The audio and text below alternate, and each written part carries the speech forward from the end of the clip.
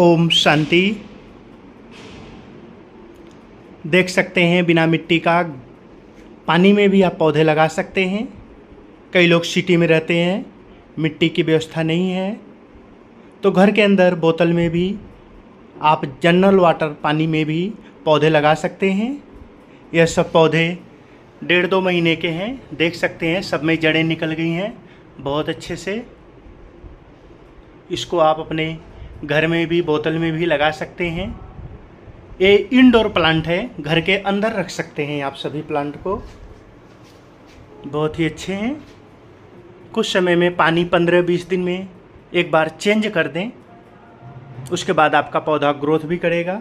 इसमें भी बहुत सारी नई पत्तियां निकल गई हैं लगाने के बाद भी। या छोटे पॉट में घर के अंदर भी आप इस तरह से लगा सकते हैं। ओम शांति।